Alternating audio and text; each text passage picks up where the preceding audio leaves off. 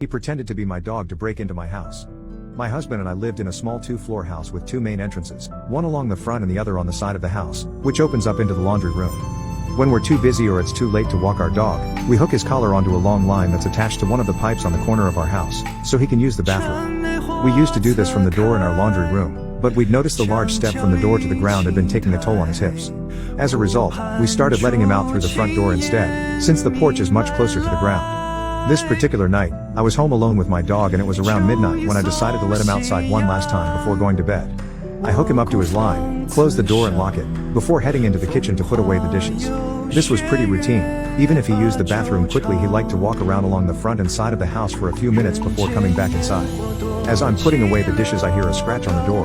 How my dog signals he wants to come inside, so I head over to let him back in. Since I've watched way too many scary movies, I always look through the door's peephole before opening the door. Out of habit, I look to check that my dog is in front of the door. Instead, I see a man staring very intently at the door handle. I freeze with my hand on the door handle. I don't know how much time went by, but then I heard another scratch, this one louder than the last. This kind of wakes me up from my initial shock and I run to grab my cell phone. I call my husband to tell him what's happening. He was very confused. I probably wasn't explaining the situation very well, but says that he's heading home. This is when I realize my dog is still outside with this person. I head back to the front door, trying to make as little noise as possible, to check whether the stranger is still there. Just like before, he's standing there, head bowed looking at the doorknob.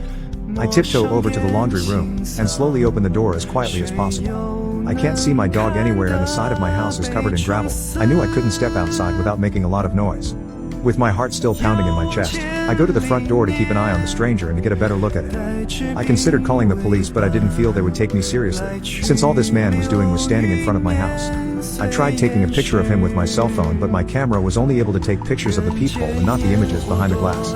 All of a sudden, the man looks up directly at me. I swear he knew I was there.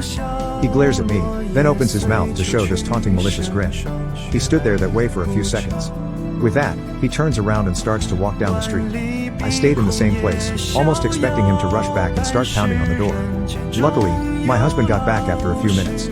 Long story short, he convinced me to call the police and we went out looking for our dog. It turns out this man had cut the end of the line connected to the pipe, and our dog decided this was a good time for him to explore my neighbor's backyard, which was where we found him. It's been 3 years since this happened. We've since moved to a new house, unrelated reasons, and the police weren't able to come up with any suspects. Ever since then, we take our dog on very long walks before the sun goes down.